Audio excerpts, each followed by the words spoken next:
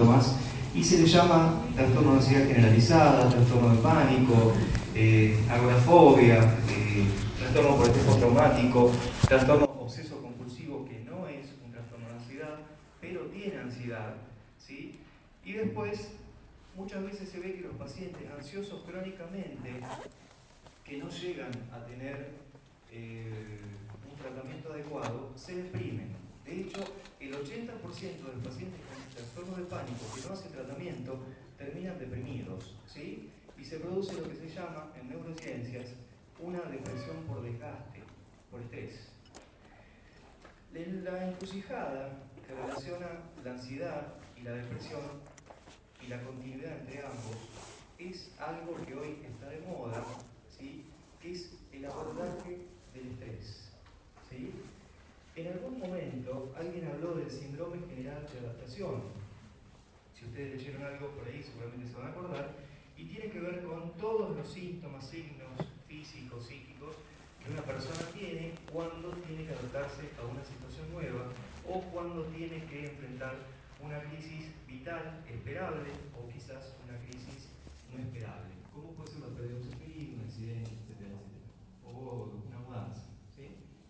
Bien, lo que es trastornos afectivos los vamos a poder ver, como dice acá, como un síntoma, como un síndrome o como una enfermedad. Es decir, siempre en salud mental, cuando una persona tiene un trastorno, lo primero que pensamos es que tiene algo orgánico, ¿sí? Es decir, lo primero que hay que hacer es descartar la organicidad. Yo he visto pacientes bipolares que empiezan a los 50 y en realidad tenían un tumor cerebral, por ejemplo, ¿sí? He visto pacientes que tienen desregulación emocional y parecen bipolares y en realidad tienen un montón de ACVs en el cerebro, en los lóbulos temporales o en el frontal y son pacientes vasculares, ¿sí? O sea que la comorbilidad entre las enfermedades médicas y los trastornos psíquicos es muy frecuente, ¿tá? Y la terapéutica se modifica un poco. Ahora, dentro de los cuadros que uno ve, también tiene que pensar que el paciente tiene algo que puede ser tóxico.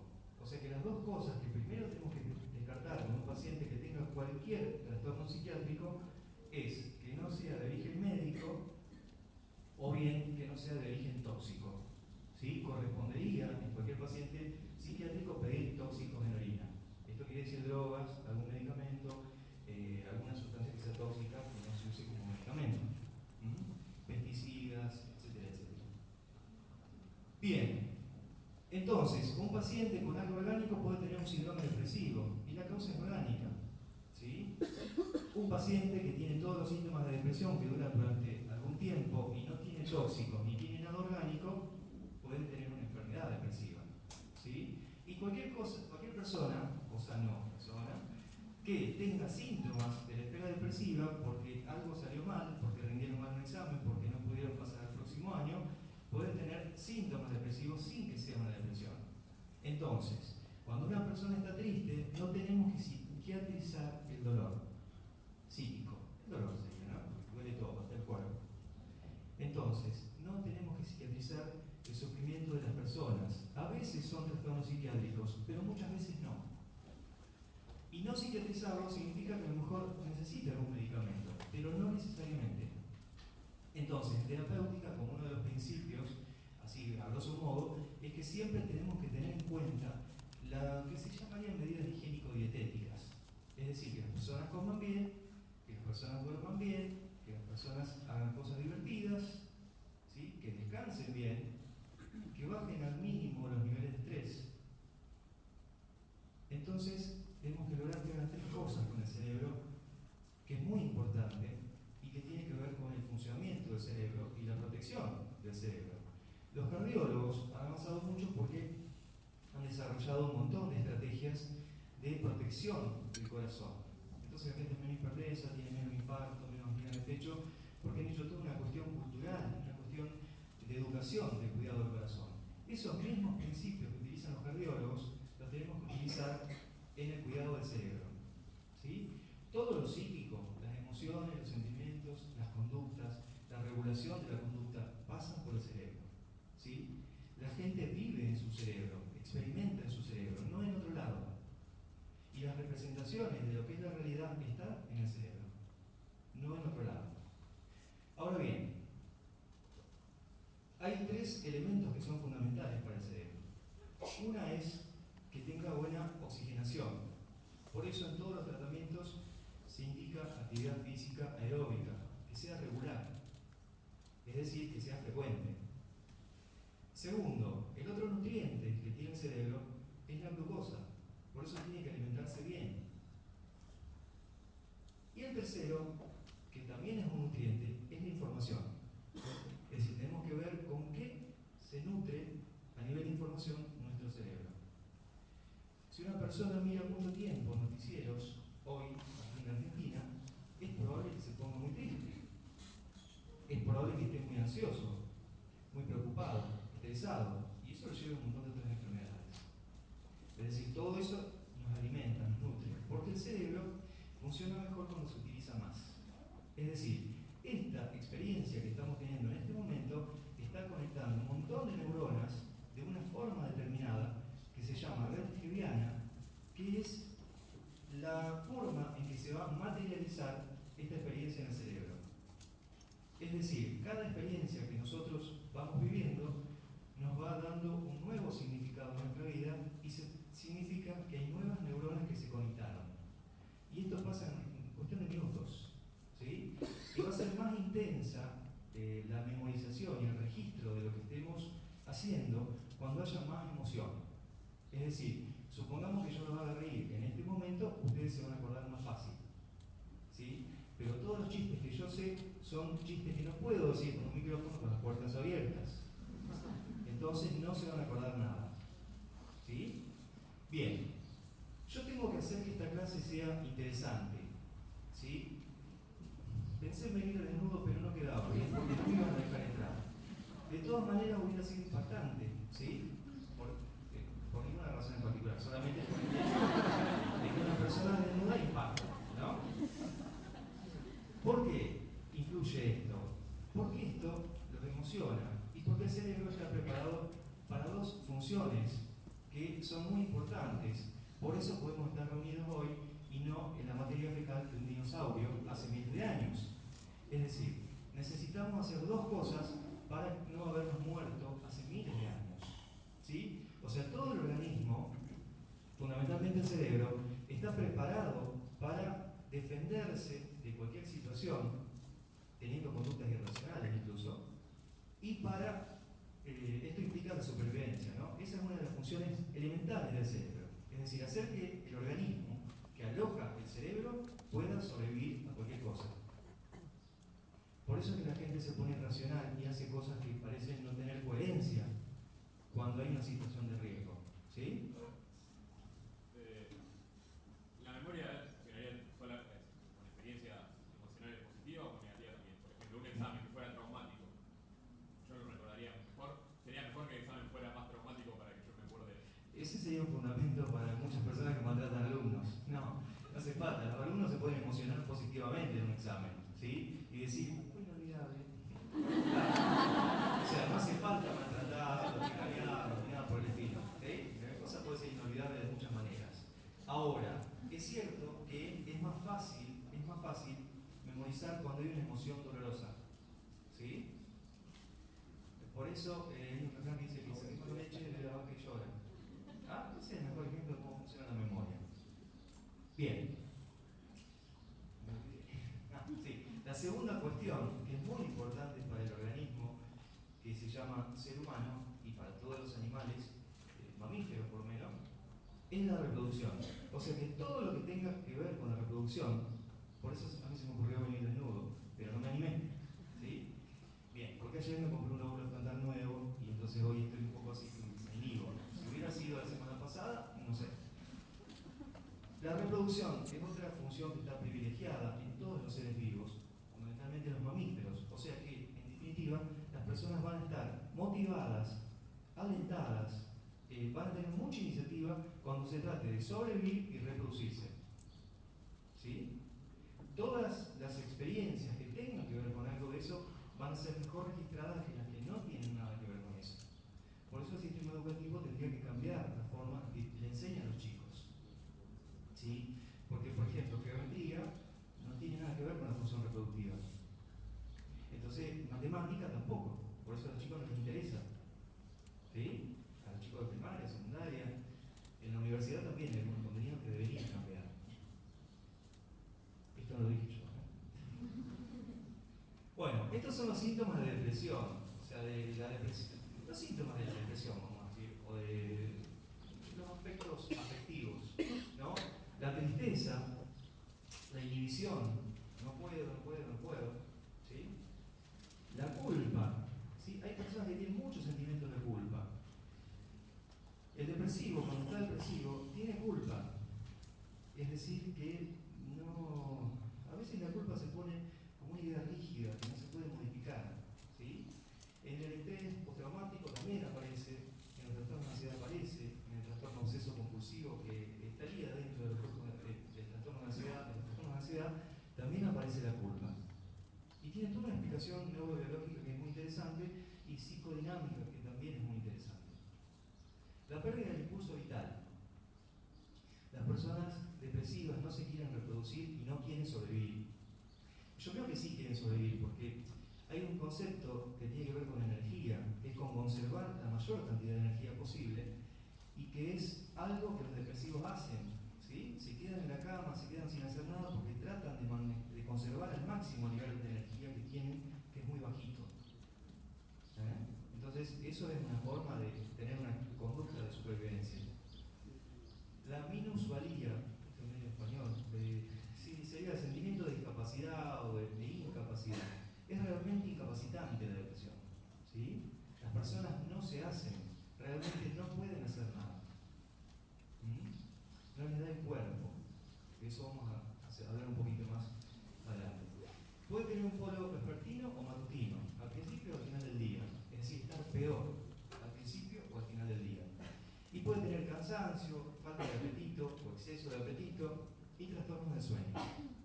Yo también creo que los trastornos del sueño son como un signo vital. ¿Sí? Es decir, las personas que no duermen bien están indicando que algo no anda bien en el cerebro. ¿Sí? Es decir, los latidos cardíacos, la frecuencia respiratoria, la tensión arterial, la temperatura corporal, el sexo y el sueño, igual que el apetito, son signos vitales. Si algo de eso no anda bien y no quiero que levanten la mano, es porque algo anda mal. El estrés, cuando empieza a actuar, altera todo eso. Y si no, fíjense cuando tienen que rendir un examen, que puede pasar que no quieran comer porque se les cierra el estómago o se muerden todo. Tampoco quiero que levanten la mano. Bien. Antes se decían muchas cosas de la depresión. Se habla de depresión menor, depresión neurótica. Todo eso ya no sirve. La depresión es depresión y se tiene que tratar como tal.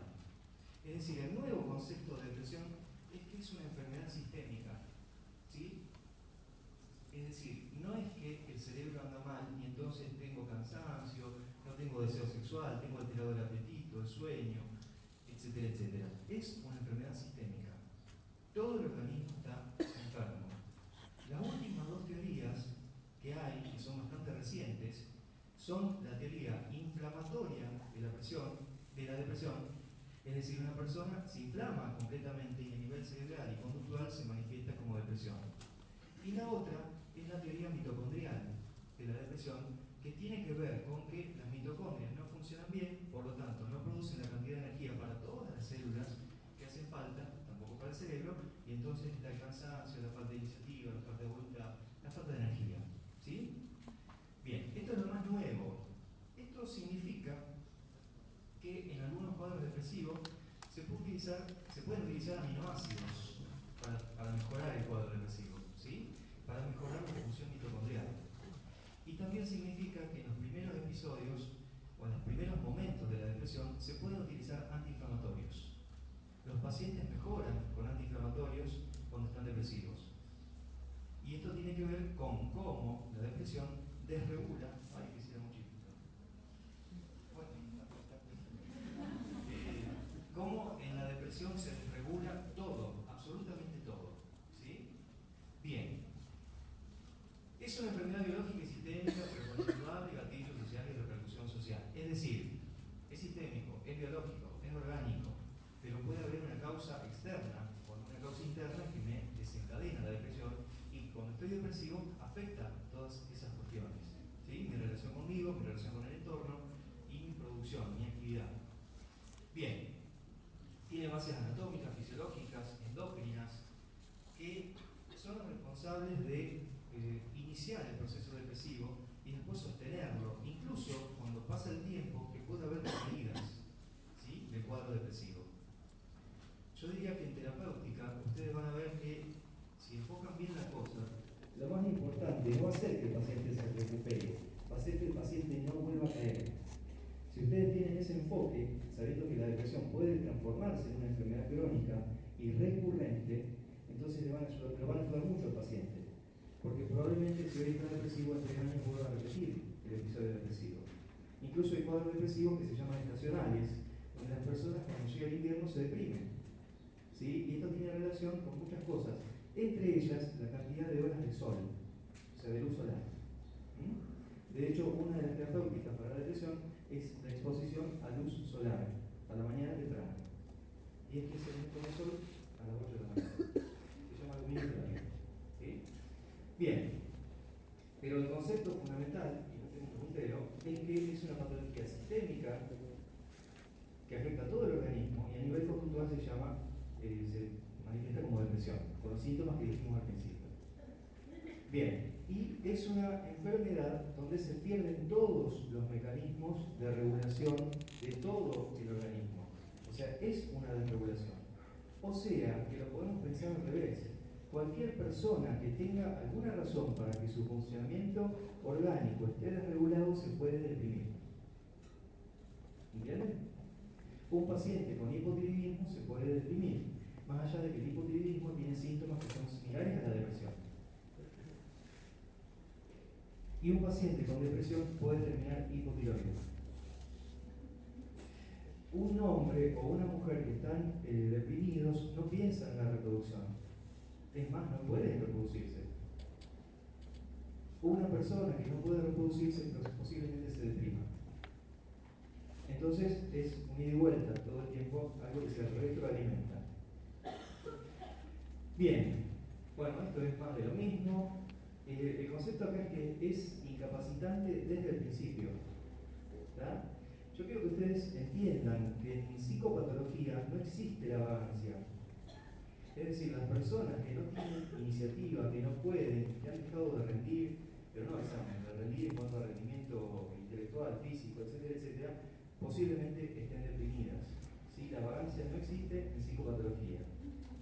O es un síndrome depresivo o pueden ser síntomas negativos de un cuadro psicótico que vamos a ver a la tarde. Yo les voy a decir cuáles son los síntomas negativos. Alteraciones neurofisiológicas. Esto lo único que muestra es que en la depresión hay alteraciones en el flujo sanguíneo del cerebro, en el metabolismo de la glucosa del cerebro. Si ustedes no se quieren matar tratando de copiar todas las pavadas que estoy diciendo, yo después les puedo pasar el material. No este PowerPoint, pero sí les puedo dar algo impreso o un Word, para que lo tengan y lo puedan leer de ahí. Se puede leer de estos apuntes, porque si les preguntan algo que no está acá, ustedes me pueden echar la culpa a mí de que yo no lo dije. ¿Sí? ¿Vamos? O sea que si quieren escuchar solamente y deleitarse con los colores del otoño en la pantalla, pueden hacerlo sin tener que estar copiando. ¿Sí? Hoy no les voy a poder dar el PowerPoint. Y si ustedes no graban la clase, yo puedo decir un montón de cosas que no puedo decir si la graban. ¿Cómo apagaron todo? Bueno, en la depresión no psicótica, esta es una forma de clasificación. Depresión psicótica, depresión no psicótica, depresión bipolar, depresión no bipolar, depresión endógena, depresión exógena, depresión reactiva, depresión menor, distimia. ¿Sí? La depresión es depresión y se tiene que tratar como depresión. Ahora, el lío que se arma en la cátedra, generalmente, por lo que yo veo, es que hay algunos que son psiquiatras y otros que son psiquiatras y dicen ser psicoanalistas. Entonces ahí engloban los conceptos de neurosis, psicosis, estructura, neurosis, psicosis, perversión, etcétera, etcétera. Y entonces se arma un lío porque nadie entiende nada. O sea, ni los alumnos que responden, ni los profesores que preguntan. si alguien me pregunta algún concepto como neurosis, yo capaz que no podría responderlo, ¿sí? Pero sé de depresión y de ansiedad y cómo tratarlo. Entonces es válido porque estamos mirando el mismo fenómeno desde dos perspectivas distintas, ¿sí? Si ustedes van a hablar de psiquiatría o de neurociencias, lo que les interesa es la fenomenología, es decir, los fenómenos que está viviendo el paciente para poder hacer un diagnóstico y hacer la terapéutica. Entenderlo es otra cosa, entenderlo desde el punto de vista psicodinámico. ¿Sí? Bien, hay alteraciones del flujo en la corteza cerebral, sobre todo en la prefrontal izquierda, generalmente, acá adelante. Hay alteraciones del flujo que se ven en pacientes depresivos unipolares y también se ven pacientes estresados. Y ahí en la corteza prefrontal, dorso lateral izquierda, es donde está hasta dónde puedo llegar con algo, hasta dónde llega mi rendimiento psíquico o físico, o psicofísico. Es decir, deportistas de alto rendimiento que tienen el mismo entrenamiento, la misma resistencia. Vamos a hablar de tenis, por ejemplo. ¿Sí? El número 1 y el número 2 del mundo no están entrenados distinto ni tienen mayor o menor entrenamiento. La diferencia de los dos, y que hace que uno sea primero y el otro sea segundo, es que uno tiene la corteza prefrontal dorsolateral izquierda, ¿sí? Más desarrollada y con más flujo sanguíneo. Entonces ahí, cuando esa persona tiene que decir no doy más, no doy más, no doy más, la corteza dice seguir y gana. En el otro que pierde, la corteza dice, bueno, ya está, tú, rompe la raqueta, tirate y andate. ¿Está? Entonces, en el alto rendimiento, ustedes van a ver que la diferencia está en esa cuestión. Entonces, en pacientes depresivos, fíjense, hay menor flujo sanguíneo en esa área. Por eso el paciente depresivo dice, no puedo. O sea, el límite hasta donde puede llegar es muy bajito. Y por eso los pacientes bipolares dicen todo. Y es una cuestión bacana. ¿Sí? Porque hay mucho flujo y porque los mecanismos de inhibición frontal no funcionan bien. Bien, en la depresión psicótica hay alteración del flujo sanguíneo en otras áreas. ¿Ah? Esto no tiene sentido que lo memoricen porque es muy fino, digamos, no te van a preguntar esto. Si les tomo yo, sí. Yo me acuerdo porque tengo el PowerPoint, si no, no me acordaría tampoco. Bien, en la depresión resistente hay pacientes que tienen, este es otro concepto interesante, ¿no? Depresión con respuesta, depresión sin respuesta. El 40% de los pacientes que tienen depresión va a responder a los tratamientos farmacológicos, el 60% no. O sea que la depresión tiene una tasa de respuesta relativamente baja para mí, para mi gusto. ¿Sí? Ahora, la depresión es resistente porque probando muchos medicamentos durante mucho tiempo y haciendo combinaciones no respondió a nada. Entonces la pregunta es una depresión resistente o es otro cuadro? ¿Sí? Por ejemplo, en un rato vamos a ver que los pacientes con ataques de pánico, que son resistentes a tratamientos tradicionales, responden a los antiepilépticos, que son estabilizadores, pero resulta que no son ataques de pánico, son epilepsias. Por eso responden a los estabilizadores. Hace unos años atrás sacaron un trabajo, o varios trabajos, donde se usaba gabapentin, qué sé yo, otros antiepilépticos, y mostraban cómo respondían los pacientes con pánico refractarios, y en realidad eran epilépticos. ¿Sí? Por eso tenían respuesta. Entonces, cuando un cuadro no responde, es porque es otro cuadro. Puede ser que un cuadro tenga muchos años de evolución, y entonces empieza a haber atrofias en distintas áreas del cerebro. Cuando hay atrofias, no hay neuronas. Cuando no hay neuronas, no hay dónde pueden actuar los medicamentos. Entonces, es lógico que no respondan. Y ahí los médicos entramos en lo que se llama desesperación terapéutica. El paciente no responde, está mal, tenemos la presión de la familia y empiezan a cambiar los medicamentos cada 2 o 3 días, cada semana. Esto es un error, porque todos los medicamentos que se usan en psiquiatría tienen una latencia de 4 a 8 semanas, salvo los que tengan algún efecto sedativo inmediato, que para eso no hay latencia, es inmediato. Pero para el resto de los efectos que uno desea encontrar, hay latencia. Latencia significa que los medicamentos actúan en los receptores del cerebro, de la neurona, y van produciendo, a través de mecanismos moleculares, cambios en la expresión genómica de la neurona, cambios en la expresión de receptores, en la secreción hormonal, ¿sí?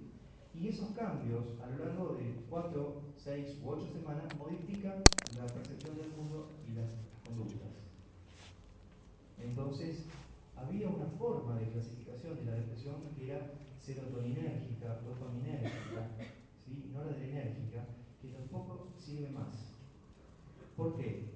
Porque la depresión no empieza y termina en el receptor. La depresión empieza y termina en los genes. Y los medicamentos que utilizamos para la terapéutica modifican la expresión genómica. Y por lo tanto modifican la conducta y la forma de percibir el mundo interno y el mundo externo. Qué romántico. Bien, en la depresión resistente hay atrofias, sobre todo en los hipocampos. En el hipocampo están los lobos temporales, forman parte del complejo nuclear amigdalino.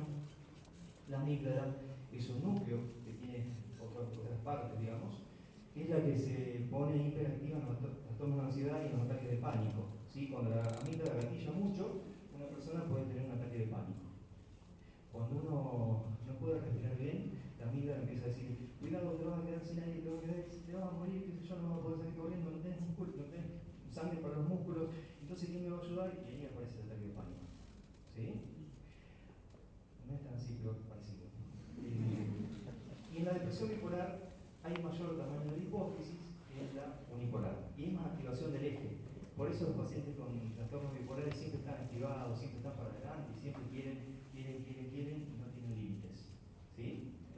Bien, alteraciones neuroquímicas.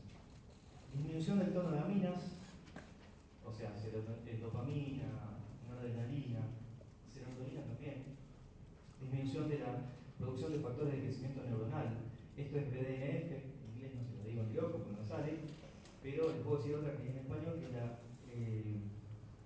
neurotroquina 1 y la neurotroquina 2, que son dos sustancias que se producen en el cerebro para que las neuronas puedan reconectarse, rearmarse, reorganizarse, ¿no? En el cerebro. Después, aumento de la neurotoxicidad. Esto se puede ver en la espectroscopía de un paciente que se hace una resonancia magnética del cerebro con espectroscopía. ¿Sí? Ustedes van a ver que ahí van a tener generalmente un aumento de la glutamina y el glutamato. Así como ponerlo para esta parte. Aumento de la glutamina y el glutamato. El glutamato es un neurotransmisor excitatorio que en la medida justa sirve para memorizar experiencias y sirve para producir poda sináptica, que es totalmente natural y normal que pase. Las neuronas se están remodelando todo el tiempo. Ahora, cuando hay exceso de glutamina y de glutamato, hay exceso de poda, ¿sí? Y hay alteraciones, digamos, en la reestructuración del cerebro, y el cerebro empieza a dañarse. Esto se ve en las depresiones, en el estrés crónico, en los trastornos de ansiedad, se ve en las demencias. ¿Sí? Los pacientes que van a tener demencia tienen un exceso de glutamina y glutamato en la resonancia, pero no es el único criterio ni es la única razón por la cual una persona se demencia. O sea que si hay alguien acá que tiene una resonancia con aumento de la glutamina y glutamato, no va a terminar demente, ¿sí? Porque no es la única causa o la única razón. Hay una asociación entre las dos cosas. La glutamina es la forma intracelular de glutamato que está en la sinapsis. Bien. Y hay disminución, por lo tanto, de la sinaptogénesis, neurogénesis, aumento de la muerte neuronal y alteraciones en la glía. Ustedes saben que, a diferencia de lo que se dijo siempre, el cerebro puede reponer nuevas neuronas en distintas áreas. En la glía están las neuronas están las células que después, si hace falta, se van a transformar y se van a diferenciar y se van a transformarse en neuronas nuevas. De hecho, este fenómeno de repoblación neuronal se produce en dos momentos de la vida que son puntuales, que son a los 2 y 3 años, más o menos, y a los 15 y 16 años, donde se generan nuevas neuronas, sobre todo en las regiones frontales. Por eso es tan importante cuando un chico consume drogas saber a qué edad empezó a consumir, porque si empezó a los 12, 13, 14, no solamente van a morir sus neuronas por apoptosis, sino que las neuronas nuevas que iban a aparecer en el lóbulo frontal no van a aparecer porque se van a dañar por las drogas. Entonces vamos a tener una persona que crónicamente no va a tener lóbulo frontal, por lo tanto va a tener desregulación emocional y conductual, falta de iniciativa y falta de metas, voluntad ansiedad o mucha violencia, que son las tres formas de manifestación de las alteraciones del lóbulo frontal. ¿Sí? ¿Primaria o secundaria? Es decir, por las drogas o por alguna otra razón. Bien.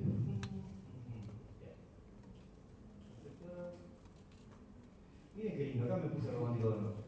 El amor, el amparo, el ejercicio, los vínculos, o sea, todo lo que tenga que ver con la socialización, produce estimulación de la producción de factores neurotróficos para el cerebro.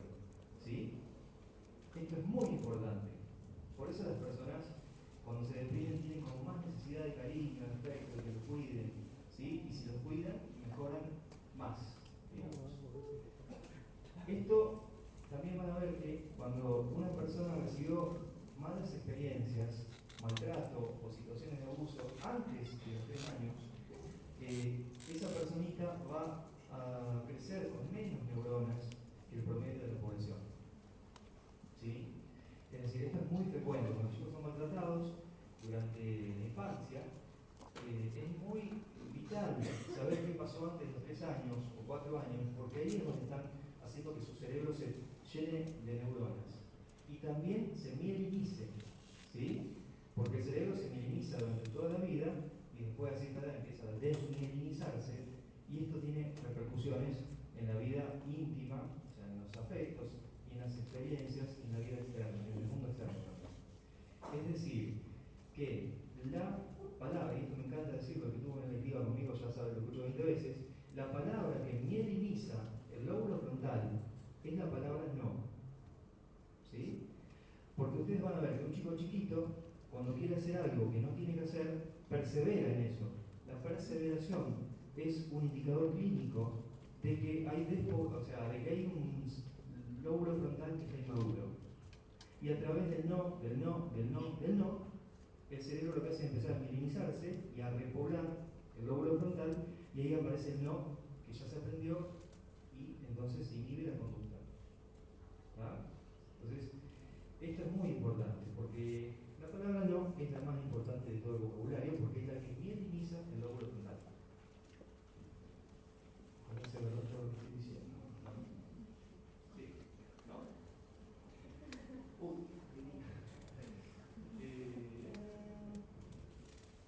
Este es otro concepto importante. El paciente depresivo, sobre todo si es hombre, generalmente, y no es un palazo, es así, generalmente no quiere tomar medicamentos, por 2 razones. Una es porque los antidepresivos producen disminución de la potencia o disminución de la eficacia sexual. ¿Sí? Entonces, cuando el psiquiatra le da un antidepresivo a un paciente varón, tiene que pensar bien que el antidepresivo le va a dar para que no le afecte la sexualidad. Porque no sirve de nada que el paciente venga abatido, no ve más, no puedo más, qué sé yo, le da el antidepresivo y el paciente mejora y dice, ¿y ahora qué hacemos? Porque estoy bien y no puedo hacer nada. O sea, prefiero estar mal. Mentira, no prefiere estar mal, prefiere estar bien y poder hacer algo. Entonces, desde el comienzo del tratamiento, que generalmente dura de 6 a 9 a 12 meses, puede ser menos, puede ser más, hay que utilizar medicamentos que no afecten la función sexual, porque si no estamos atentando contra algo básico que el cerebro necesita, que es reproducirse, ¿sí? O divertirse en la intención, ¿sí? Para las mujeres pasa lo mismo, ¿ah? Pero bueno, lo digo en el hombre porque todos los antidepresivos y casi todos los medicamentos algún grado de afectación de la esfera sexual tienen. De hecho, en algunos trastornos como la eyaculación precoz se pueden utilizar antidepresivos para retardar la eyaculación. ¿Sí? El tratamiento es ese. Esa atrofia y esas alteraciones en el cerebro que se producen en los estados de estrés crónico o de ansiedad crónica que producen depresión se pueden frenar con el uso de antidepresivos, porque los antidepresivos también estimulan la producción de factores neurotróficos como el BDNF con B larga y las neurotrofinas 1 y 2. Entonces, antes lo que se hacía era darle el antidepresivo al paciente, el paciente mejoraba, se le sacaba el antidepresivo, pasaban 3 o 4 meses y volvía a caer. Ese fenómeno se llama respuesta. Es decir, se le da el antidepresivo al paciente, mejora los síntomas, quiere decir que respondió, pero no significa que el cuadro remitió, es decir, que retrocedió y desapareció. Entonces, cuando está la primera etapa de respuesta, hay que continuar con la menor dosis posible del medicamento para que el paciente tenga remisión de los síntomas, ¿sí? Y se pueda de algún modo detener la atrofia que se produce por el cuadro depresivo. ¿Sí? Bien. La oxitocina, esta me encanta. Me da unas ganas de abrazarlo a todos. Tengo el corazón tan grande. La oxitocina siempre se estudió como una hormona, podríamos decir, para mí no es solamente eso, que tenía que ver con la eyección láctea, ¿sí? Y con la expulsión del bebé o del feto en el parto, con las contracciones uterinas, etcétera, etcétera, ¿no? Pero si una mujer va a parir 2 o 3 veces en su vida, ¿para qué carajo tiene oxitocina? ¿Solamente para eso tendría una hormona o neurohormona? Es poco lógico, ¿sí? ¿Para qué tiene oxitocina un hombre? No quiero ningún comentario, ¿sí? Si no va a parir, ¿sí? Porque se vio que la oxitocina tiene una función que es muy importante y que tiene que ver con mejorar los mecanismos de afrontamiento del estrés, reconectar neuronas, mejorar el neurotropismo del cerebro. Y esto es tanto para hombres como para mujeres. Y se vio que la producción de oxitocina aumenta con el contacto entre 2 personas o más, depende de la apertura mental. Entonces, lo que se sabe es que la oxitocina estimula la neurogénesis y mejora todos los mecanismos de afrontamiento del estrés. ¿Y dónde están los receptores que estimulan la oxitocina? En la piel. Por eso, cuando uno acaricia mucho a una persona, lo que está haciendo es jugar con su cerebro y hacer que se apegue. ¿Sí? Entonces no juegue con oxitocina si después no se va a hacer cargo. ¿Sí? Bien. Esto es muy importante porque es un mecanismo natural de preservación y de cura de los estados depresivos, ansiosos, estresantes y todo eso. ¿Sí? Por eso es tan importante que los pediatras insisten, que lo miren al bebé, que le den la teta y que lo acaricien y que es toda esa historia, porque tiene que ver con el aumento de la oxitocina. De hecho, se está trabajando la oxitocina nasal, en spray, pero una de las limitaciones que tiene es que vos podés tener un aerosol y a veces puede ser peligroso tener oxitocina en spray. ¿Sí? Muy peligroso. Y plantea una cuestión de ética, ¿no? Porque si una persona se amansa con oxitocina, imagínense.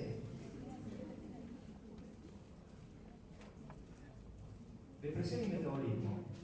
Bueno, esto es bastante simple.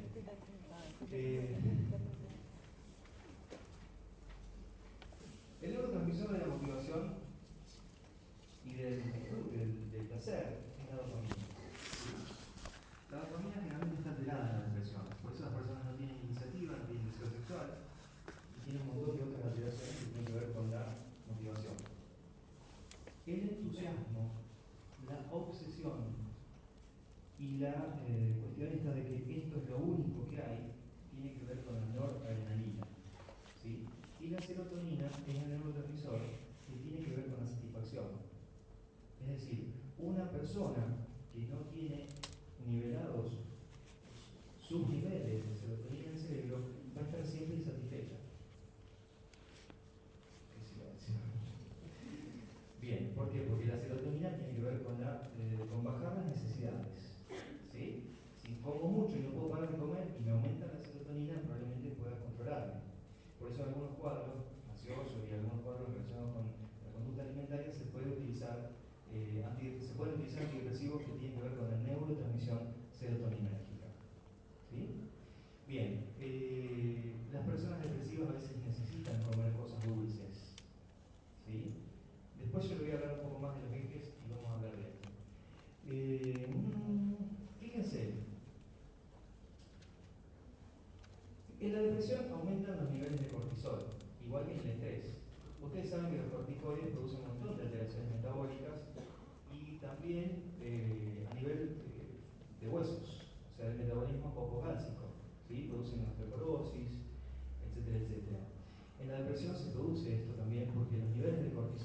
están aumentados. Entonces hay alteración de la mineralización ósea.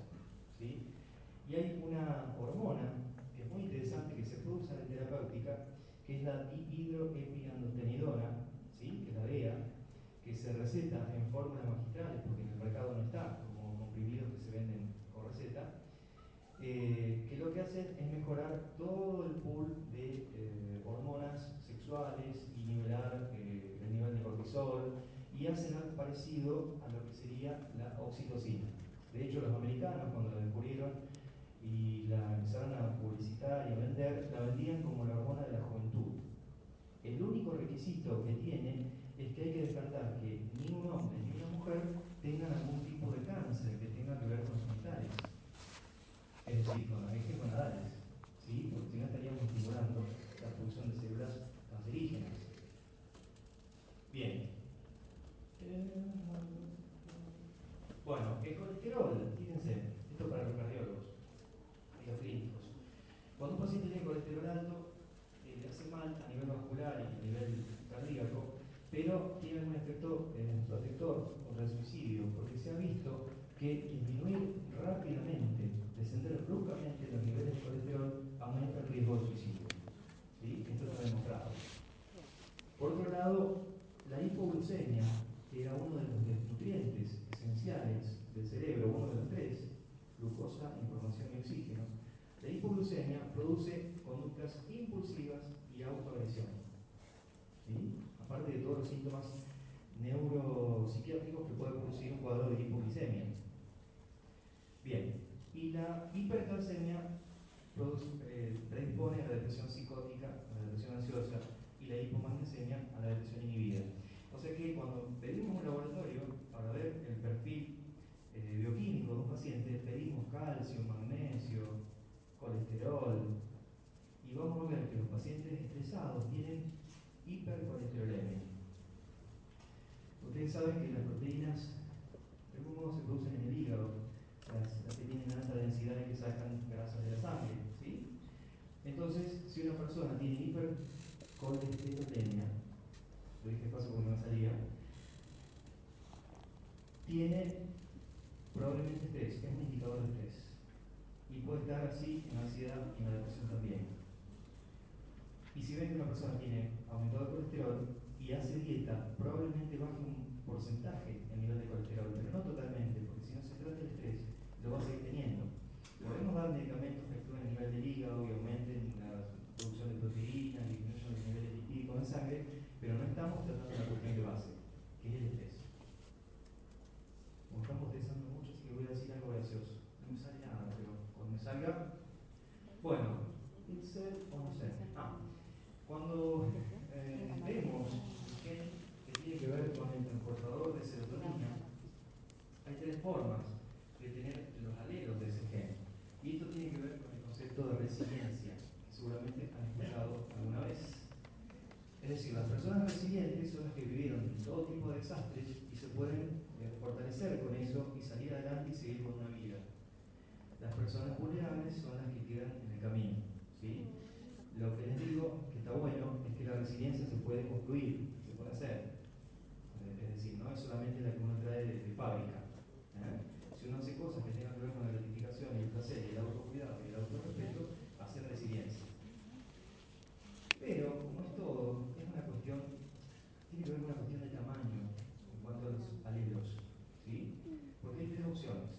Que una persona los tenga cortos, a los dos, ¿sí? Entonces va a ser vulnerable.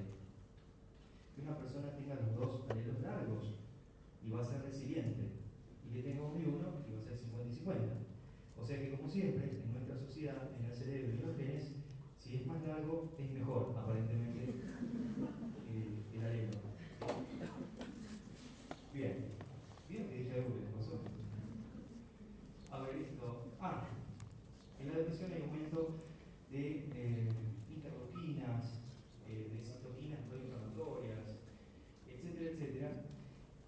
O sea que el paciente estresado y deprimido o el paciente ansioso es un paciente que tiene comprometida la inmunidad. Entonces de ahí está la asociación de la depresión y el cáncer, la depresión y algunas enfermedades, incluso incluso autoinmunes. ¿Sí? Y de ahí es que ustedes van a ver que el organismo de ustedes, cuando están por rendir un examen o uno tras otro, modifica la inmunidad y empiezan a resfriarse o empiezan con algún problema de algún tipo que se resuelve después de que pasó la cuestión de estrés.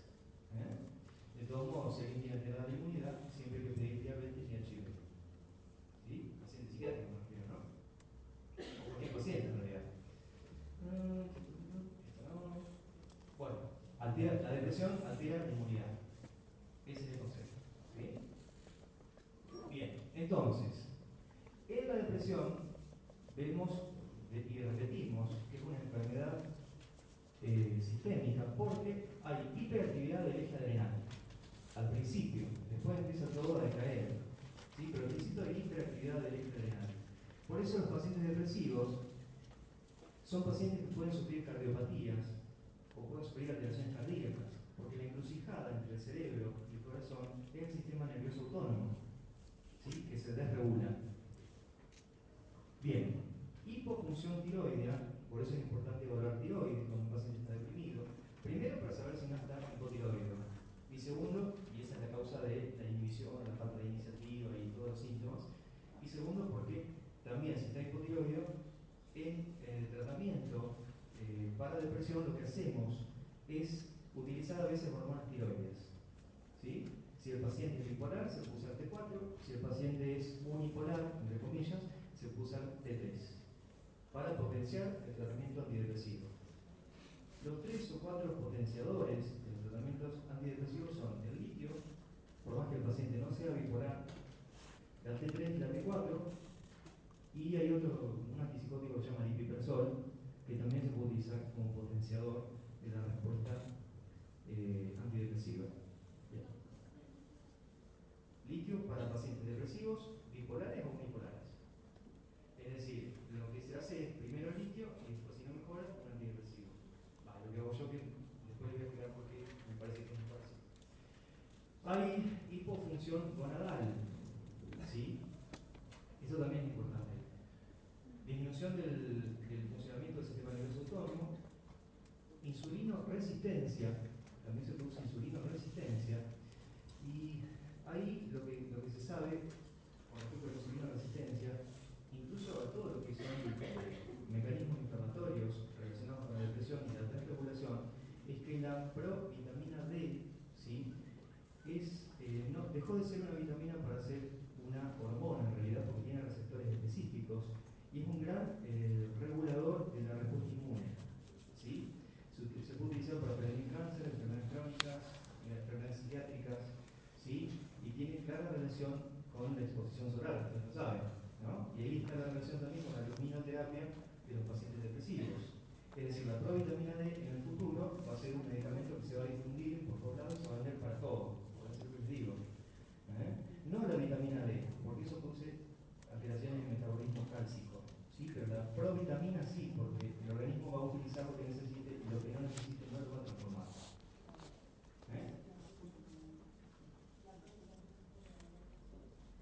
Todas en realidad tienen algún efecto, pero hoy están investigando la provitamina D con muy buenos resultados en conejos.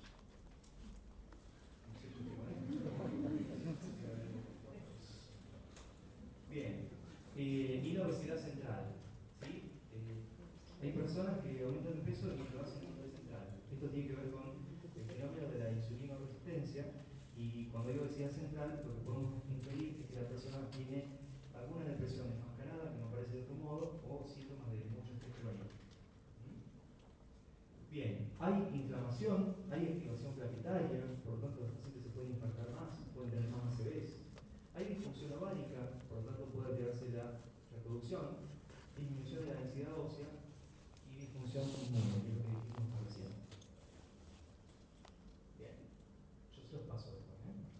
Esto es lo que yo les decía de los efectos tempranos, o sea, todas las experiencias estresantes de abuso, de maltrato infantil, dejan huellas, porque todas las experiencias dejan huellas en el cerebro. Todo lo que hacemos diariamente, con más o menos emoción, una emoción positiva o negativa, nos va a dejar un grupo de neuronas interconectados, ¿sí? Que va a ser la experiencia. Y cuando es una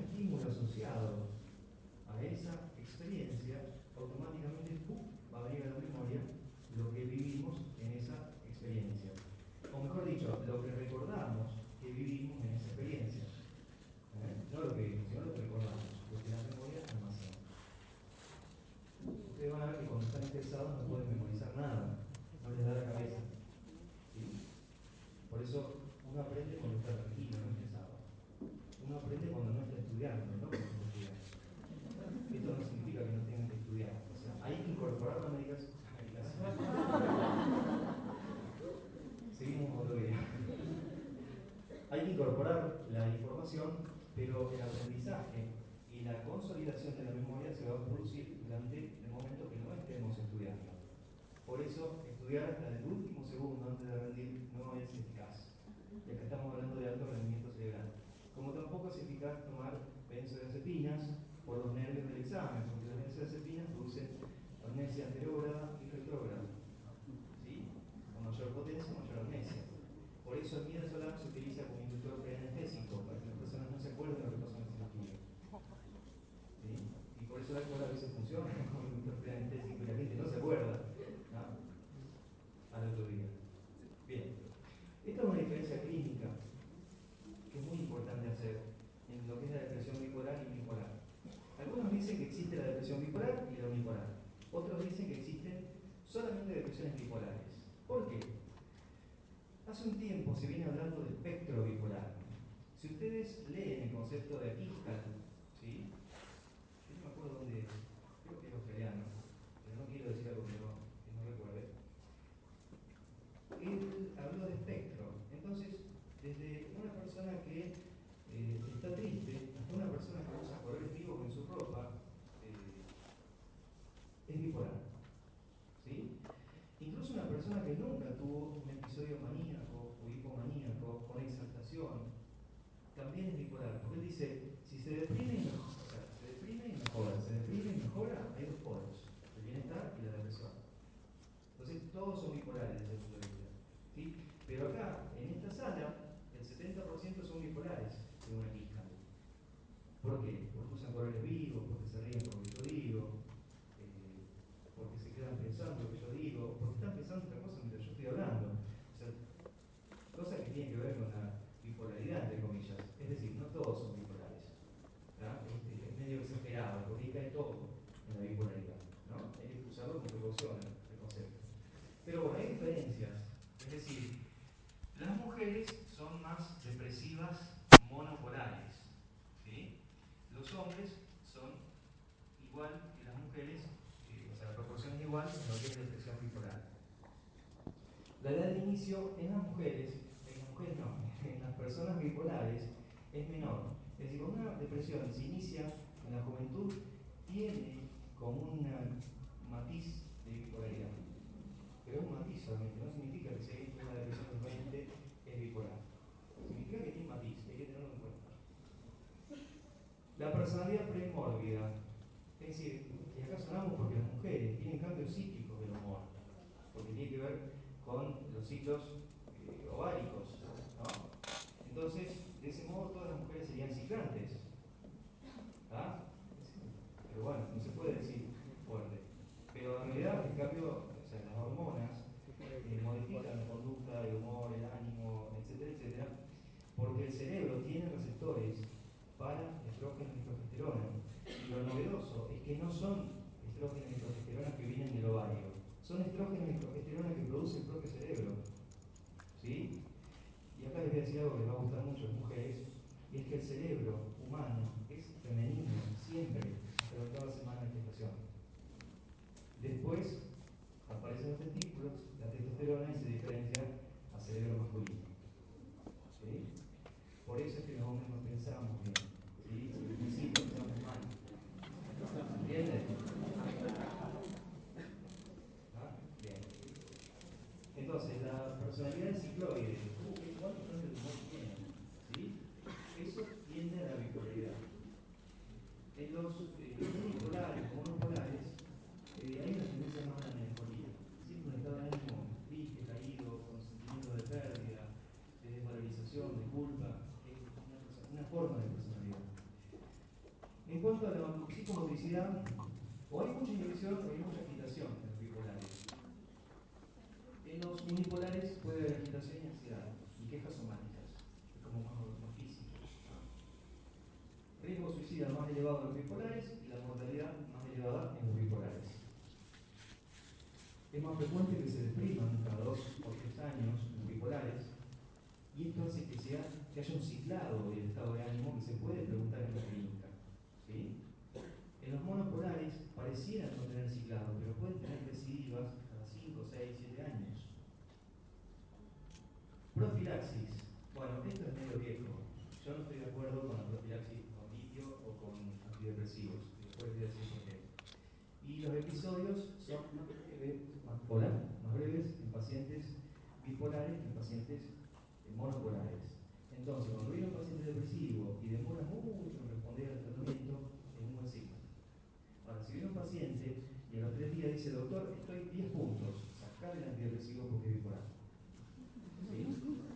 Porque después, lo que hacen los antidepresivos, si están indicados solamente, lo que hacen es aumentar el ciclado, ¿sí?, del cuadro depresivo. En vez de deprimirse cada 2 años, lo hace cada 1 año, después cada 6 meses, después cada 3 meses, después todos los meses, después todos los días. ¿Sí?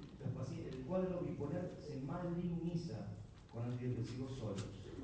El tratamiento de elección son antipsicóticos atípicos.